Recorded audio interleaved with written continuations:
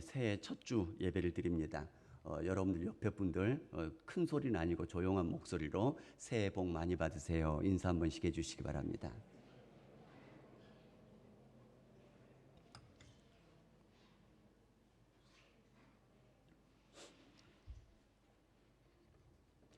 새해 첫 주를 맞아서 제가 여러분들에게 드릴 것은 없고, 그래서 여러분들에게 피자 10판씩을 쏘도록 하겠습니다. 첫 번째 피자는 무슨 피자냐면요, 허리 피자. 허리를 쭉 펴시기 바랍니다. 가슴 피자, 두 번째 피자. 세 번째 피자는요, 얼굴 피자. 네 번째는요, 어깨 피자. 왜냐하면 2년 동안 이제 3년째가 돼버렸습니다. 이 코로나 바이러스로 인해서 거의 모든 것들이 막혀버리고 힘든 상황들이기 때문에 그렇죠. 그 다음에 다리 피자, 그 다음에 주름 피자, 그 다음에 형편 피자, 인생 피자, 팔자 피자, 웃음 피자, 이렇게 10개의 피자를 드리겠습니다. 모두 새해 복 많이 받으시고 은혜 많이 받으시고 좋은 일들 많이 있었으면 좋겠습니다. 이게 카카오톡에서 돌아다니더라고요. 그래서 들려드렸습니다. 우리가 감동 이야기하면 꼭 빠지지 않는 것 중에 하나가 반창고 이야기가 있습니다. 엄마가 아이에게 심부름을 시킵니다. 이웃집에 음식 한 접시를 갖다 드리라고 하면서 옆집 아줌마가 안 좋은 일이 있어 마음이 몹시 아프다고 얘기를 해줬습니다. 이 아이가 왜 그러냐면 그 또래 아이를 잃었다라는 것이죠. 근데 그 얘기는 차마 못하고 마음이 몹시 아프다, 이렇게 얘기를 해줬습니다. 아이가 음식 접시를 갖다 주면서 자기 붙이는 그 예쁜 그림 그려진 반창고 하나 가져다가 그 아줌마 가슴에다 붙여주더라는 거죠. 그러면서 엄마가 그러는데 마음이 아프다고 해서 붙여드린다고. 그러면서 얼른 나으세요. 그 아줌마가 부둥켜 안고 울면서 위안이 되었다, 이런 얘기입니다. 그 아이의 마음이 전달된 것이죠. 그만큼 마음이 중요하다는 얘기입니다. 오늘 본문의 말씀은 예수님께서 배를 타고 건너가서 빈 들로 나아가셨다라고 얘기를 합니다. 우리가 그것을 듣고는 걸어서 따라갔는데 배를 타고 빈 들까지 갔으니 이걸 쭉 돌아가면은 이 사람들 얼마나 먼 길이었겠습니까? 자기 집에서, 마을에서. 예수님께서 큰 무리를 보시고 불쌍히 여기셔서 그 무리들 안에 있는 병자들을 다 고쳐주시고요. 그리고 다른 본문들을 보게 되어지면 그들에게 저녁이 될 때까지 말씀을 가르쳐 주십니다. 저녁이 되자 제자들이 찾아와서 예수님께 건의를 합니다. 지금 이곳은 빈 들이고 때도 이미 저물었기 때문에 이들을 마을로 보내서 먹을 것을 사 먹게 하소서라고 얘기를 합니다. 그래서 예수님이 제자들에게 얘기를 하십니다. 갈 것 없다, 너희가 먹을 것을 주라고 얘기를 합니다. 물론 예수님께서 그들에게 아무것도 없다라는 것을 아시겠죠. 왜냐하면 다 알고 계실 거 아니겠습니까? 그러자 제자들이 얘기를 합니다. 우리가 가지고 있는 것은 떡 5개와 물고기 2마리 뿐입니다 라고 얘기를 합니다. 그것도 다른 본문에 보면 어린 아이가 가지고 있었던 거였죠. 떡 5개와 물고기 2마리 뿐입니다. 이 말은 무슨 얘기죠? 이거 갖고 안 됩니다, 할 것도 없습니다, 줄 수 없습니다, 이런 얘기죠. 예수님 말씀하십니다. 그것을 내게 가져오라. 가져오자 그것을 가지고 축사하시고, 다시 말하면 하나님께 감사 기도를 드리시고는 떼어주니 모든 사람들이 다 배불리 먹고 남은 조각을 12바구니에 차게 거두었다라고 얘기를 하고요. 여자와 아이들을 빼고 남자만 5,000명이나 되었더라 라고 얘기를 합니다. 예수님은 창조주 하나님이십니다. 얼마든지 이것들이 아니더라도 넉넉하게 내려주실 수 있는 분이십니다. 왜냐하면 하나님은 더 많은 이스라엘 백성들을 40년 동안이나 광야에서 만나를 내리셔서 먹여주시지 않았습니까? 예수님도 창조주 하나님이시기 때문에 얼마든지 이렇게 하실 수 있으신 분이란 얘기입니다. 요한복음 1장 1절에서 3절에 이렇게 말씀하지 않습니까? 태초에 말씀이 계시니라. 그 말씀이 하나님과 함께 계셨으니 그 말씀이 곧 하나님이시니라. 그가 태초에 하나님과 함께 계셨고 만물이 그로 말미암아 지은 바 되었으니 지은 것이 하나도 그가 없이는 된 것이 없느니라. 말씀 되신 예수님이 바로 창조주 하나님이시란 얘기입니다. 동일하신 하나님이시기 때문에 얼마든지 하실 수 있다는 얘기입니다. 창조주 하나님이시기 때문에 무에서 아무것도 없는 것에서 유를 창조하신다는 얘기입니다. 인간의 창조, 인간의 발명과는 다릅니다. 인간들은 있는 것들을 가지고 무언가를 창조하는 것이죠. 원래 있는 재료들을 가지고 무언가를 발명해내는 것이 아니겠습니까? 그런데 하나님은 무언가 있는 것이 아닙니다. 아무것도 없는 것에서 창조하시더란 얘기입니다. 그리고 하나님은 말씀 한마디로 창조하셨습니다. 빛이 있으라 그대로 되니라. 각종 식물을 내라 그대로 되니라. 말씀 한마디 선포하시면 그 말씀대로 그대로 이루어지는 그 창조주 하나님이시란 얘기입니다. 그 하나님은 누구의 도움도 필요 없이 창조하셨습니다. 천사들의 도움, 그때 천사들도 없었습니다. 도움 필요 없습니다. 사람들의 도움, 그때 사람도 없었을 뿐만 아니라 사람들의 도움도 필요 없습니다. 하나님 스스로 혼자서 넉넉하게 창조하시는 창조주 하나님이시란 얘기입니다. 그럼에도 작은 것 가져오면 예수님께 내어드리면 그것들을 활용하여서 그것들로 일하시기를 원하고 계시다는 얘기입니다. 그것들이 진짜로 필요해서가 아니라 그것들을 가져오는, 그것들을 내어드리는 인간들의 마음이 필요한 것이고 그 마음을 세우기 위해서 필요하다는 얘기입니다. 주님께 드리는 그 기쁨을 알게 해 주시기 위해서 필요한 것이고 주님 손의 능력을 인간들로 체험하게 하기 위해서 그것이 필요하다는 얘기입니다. 우리가 어린 아기들 키우다 보면 그러지 않습니까?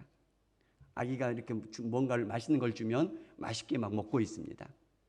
그러면 하면 어떻게 하죠? 우리 아기도 그러거든요. 아빠 그러면요 먹고 있다가 그걸 쏙 빼가지고 줘요. 그럼 먹는 신용만 하죠. 그런데 어떻게 하죠? 입에 넣어주면요 엄청난 칭찬과 더불어 더 좋은 것이 나가죠. 그리고 아이는 주는 기쁨, 그것들을 배우게 되는 것이죠. 정말 먹고 싶어서 하는 거 아니라는 얘기죠. 그거로 인해서 아이에게 주는 것을 배우게 하는 것이고요. 더 칭찬을 주는 것이고요. 이런 거 아니겠습니까? 작은 것이라도 가져오기를 기다리고 계십니다. 함께 동역하기를 기다리고 계시는 것입니다. 우리 인간의 입장에서 보면 그것이 큰 것일 수도 있고 작은 것일 수도 있고 그렇겠죠. 그러나 하나님의 입장에서 보면요, 우리 주님의 입장에서 보면 아무것도 아니란 얘기입니다. 왜냐하면 천지 만물이 다 주의 것이기 때문에 우리 입장에서 아무리 크다 할지라도 주님 보시기에는 그거 아무것도 아니란 얘기입니다. 그것이 우리 하나님께서 일하시기에 꼭 필요하기 때문에 그거 가져와라 이러는 거 아니란 얘기입니다. 우리의 마음이 들어가기를 원하신다는 얘기입니다. 우리의 마음이 세워지기를 원하신다는 얘기입니다. 우리의 마음이 체험받기를 원하신다는 얘기입니다. 때문에 우리는 작다고 포기할 수도 있고 하찮게 여길 수도 있으면서 안 된다고 할 수도 있을 것입니다. 우리가 생각할 때는 턱도 없는 양이고 절대 안 되는 양이고 그럴 수도 있지 않겠습니까? 그러나 그것이 상관이 없다는 얘기입니다. 우리가 볼 때 정말 크고 넉넉한 것일 수도 있을 것입니다만 그런 것이 필요 없다는 얘기입니다. 오직 주님의 손에 들려지기만 하면 얼마든지 무엇이든지 할 수 있음을 배우도록 하시기 위해서 주님께서는 여전히 기다리고 계실 줄 믿습니다. 그것을 내게 가져오라. 주님께서는 일하기를 기다리시고 계십니다. 동역하기를 기다리고 계시다는 얘기입니다. 성경에서는 이런 하나님께서 사람들을 통해서 일하시는 것들을 끊임없이 말씀해 주시는데, 대표적으로 몇 가지만 우리가 좀 살펴보자면요, 깊은 데에 가서 그물을 내리라라고 명령하십니다. 그러자 오늘 우리가 암송했던 구절, 밤이 새도록 수고하였으되 잡은 것은 없지만은 말씀에 의지하여 그물을 내리리라. 내렸더니 그물이 찢어지도록 잡게 만들어 주시더란 얘기입니다. 그러자 그 예수님 앞에 그들이 엎드리지 않습니까? 죄인입니다. 나를 떠나소서. 우리가 동영상을 가끔 이렇게 유튜브라든가 이렇게 동영상 떠돌아다니는 것들 가끔 보면요, 이런 것이 있더라고요. 우리나라는 물론 아니죠. 다른 나라 영상인 것 같은데요. 배를 타고 고기를 잡으러 가는데 이 물고기가 얼마나 많은지 물고기가 바다에서 튀어 올라와서 배로 들어와요. 지가 저절로. 그냥 배 하나 가지고 가면은 그냥 그대로 타고 오면 잡아가지고 오는 것이죠. 또 어떤 영상을 보면 물고기가 물가로 막 몰려 들어와서 거기 까마득하게 모여 있는, 그럼 거기서 주우면 되잖아요, 그냥. 그런 영상도 있더라고요. 창조주 하나님인 예수님께서 그거 못 하시겠습니까? 그물 내리려 하지 않고 물고기로 하여금 그 배로 막 뛰어 올라가게 만들지 못하시겠습니까? 아니면 그 물가로 물고기들이 다 몰려 나오게 못하시겠습니까? 그런데 깊은 데에 가서 그물을 내리라 명령하시더란 얘기입니다. 말씀대로 순종하여 헌신하시는 것을 기다리시고 그것을 사용하시더란 얘기입니다. 갈릴리 가나 혼인잔치집에 포도주가 떨어졌습니다. 예수님이 하인에게 명령합니다. 물을 떠다 돌 항아리에 채우라. 그리고 이제 그것을 떠서 연회장에게 갖다 주라. 그러자 그 물이 변화해서 포도주가 됩니다. 주변에 그 잔치집에 있는 어느 누구도 알지 못합니다. 연회장도 모릅니다. 그런 누구는 안다고요? 물도온 하인들은 알더라고요. 예수님께서 물통에 그냥 포도주가 그냥 생기게 아무도 보지 않는 가운데서 그냥 생겨지게 만들지 못하시겠습니까? 그러나 말씀을 따라 자신을 던져 순종하는 그 헌신을 사용하시더란 얘기입니다. 요셉과 마리아, 내 아내 데려오기를 무서워 말라. 성령으로 너가 잉태하리라. 그러자 그들의 반응이 어땠습니까? 계집종연이 뜻대로 이루어지이다. 죽음을 각오하고 온갖 사람들의 비난을 각오하고 헌신하고 결단하게 되어지자 그들을 통하여서 구세주 예수님이 이 땅에 오시는 도구가 되더란 얘기입니다. 통로가 되더란 얘기입니다. 신약뿐만 아니라 구약도 보시기 바랍니다. 모세에게 하나님이 명령하십니다. 애굽 왕 바로에게 가서 내 말을 전하라라고 얘기를 합니다. 그러자 모세가 뭐라고 하죠? 내 혀가 둔한 자입니다. 나는 못합니다. 두렵습니다. 뭐 이런 얘기 아니겠습니까? 그럼에도 불구하고 바로에게 가서 선포하게 됩니다. 하나님이 명령하기를 내 백성을 가게 하라.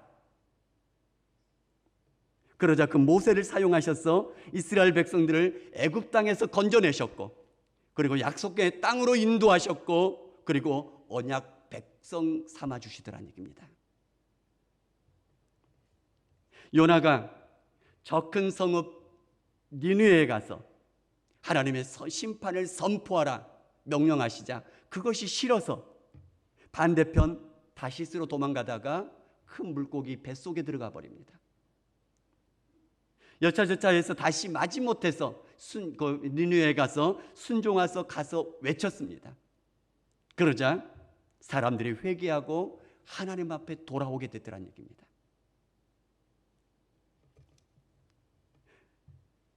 에스더가 왕비가 되었습니다. 유대인들이 관계에 의해서 몰살당한 위기에 처해 있자 모르드게가 왕에게 가서 얘기해달라고 얘기를 합니다. 왕비이지만 왕이 부르기 전에 나아가면 죽을 수도 있는 그 상황입니다. 그때는 머뭇거리자 모르드게가 얘기를 하죠. 내가 왕비가 되게 하신 것이 바로 이때를 위함인지 누가 어찌 알겠느냐. 내가 나아가지 않으면 유대인들은 다른 방법으로 구원을 얻을 것이겠지만 그러나 너의 자리는 없을 것이다 라고 얘기를 합니다. 그러자 금식 같이 하고 기도하고 죽으면 죽으리라 나아가게 되어지자 자신도 살고 모두 살게 되는 길을 열더란 얘기입니다. 말씀 붙들고 헌신하고 주님께 내어드리고 감당할 때에 주님께서는 기다리고 계셨다가 그것을 사용하셔서 하나님께서 일하시는 놀라운 능력의 방법들을 보여주실 거라고 믿습니다. 그러나 반대로 가는 사람들도 있습니다. 자기 열심으로 하는 경우가 있다는 것이죠. 주의할 필요가 있습니다. 대표적인 사람들이 바리새인들, 사두개인들, 그리고 서기관들입니다. 이 사람들은 성경을 자기네들 스스로 잘 알고 있다라고 얘기를 합니다. 그러나 실상은 잘못 알고 있는 것이었고 그로 인해서 예수님까지 죽이게 되어버리지 않습니까? 사울이란 청년이 있었습니다. 율법에 대하여 누구보다도 열심히 있었던 사람입니다. 율법을 잘한다 생각했고 율법을 향한 열심도 있었습니다. 그러나 그것이 잘못되어져 있는 것을 알지 못하고 예수님의 제자들을 핍박하고 죽음에 던져넣는 그런 일에 쓰임받고 말지 않습니까? 물론 나중에 회개했지만요. 때문에 열심히 하는 사람들은 두렵고 떨림으로 말씀으로 자신들을 늘 돌아보는 그것이 필요하다는 얘기입니다. 열심히 없는 사람들은 힘을 내어 헌신하는 것들을 배우시기 바랍니다. 하나님이 일하시는 것들을 체험하게 되면 그 헌신들이 더 뜨거워지게 될 것입니다. 그러면 우리 지금 현실에서 감당해야 될 것들이 무엇이 있을까요? 먼저 돈으로, 물질로 헌신하시기 바랍니다. 이것은 교회 일이 되었던 세상에서 하나님의 말씀대로 그렇게 선을 행하던 상관없습니다. 주님의 기뻐하신 뜻을 따라서 할 수 있을 때 할 수 있는 만큼 헌신하시기 바랍니다. 물질 있는 곳에 마음도 있다라고 말씀하지 않습니까? 내가 말씀을 따라서 어려운 사람에게 나의 소중한 것을 떼어서 드렸다면 내 마음이 어디 있다는 것이죠? 그 어려운 이웃을 돌아보라고 말씀하신 그 말씀에 내 마음이 있다는 거 아니겠습니까? 그렇죠? 그렇게 말씀을 따라서 물질도 돈도 헌신하시기 바랍니다. 또 몸도 헌신하시고 시간도 헌신하시기 바랍니다. 물론 다 하란 얘기가 아닌 거죠. 여러분들에게 마음이 올 때에 현대인들이 얼마나 바쁩니까? 그럼에도 불구하고 짬을 내서라도 하나님께서 그 뜻을 주시면, 말씀을 주시면 거기에 몸을 들이고 시간을 들여서 헌신하는 것도 필요하다는 얘기입니다. 또 제가 볼 때는 가장 중요한 헌신 중에 하나가 뭐냐면 말로써 헌신하시기 바랍니다. 여러분들이 어떤 모임에서든 어떤 상황 속에서든 누군가가 말씀을 따라서 뭔가를 하자고 할 때 잘 될 거라고 얘기를 해주시기 바랍니다. 해보자고 얘기를 해주시기 바랍니다. 함께 밀어주자고 얘기해 보시기 바랍니다. 기도해 주겠다고 얘기해 보시기 바랍니다. 어떤 사람들은 처음부터 안 되는 분위기로 말하는 사람들이 있습니다. 반대한다고 얘기하는 사람이 있고요. 안 될 거라고 얘기하는 사람이 있고요. 돈이 없어서 안 된다라고 얘기하는 사람이 있고요. 일할 사람이 없어서 안 된다고 얘기하는 사람들이 있습니다.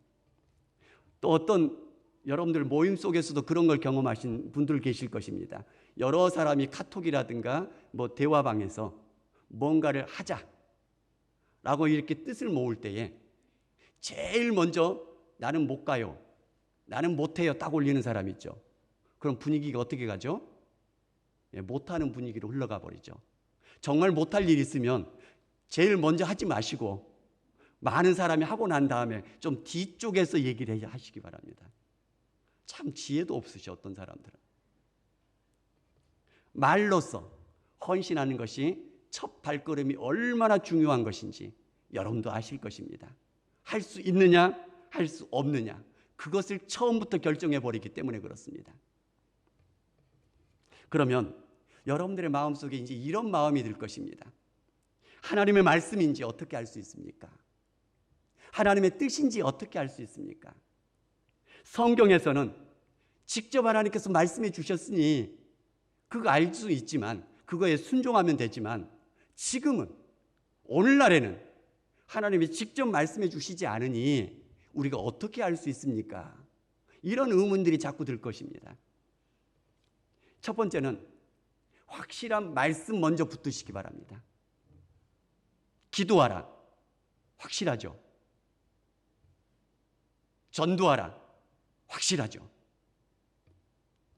예배드리는 것. 그것도 확실하죠. 사랑을 베풀어라.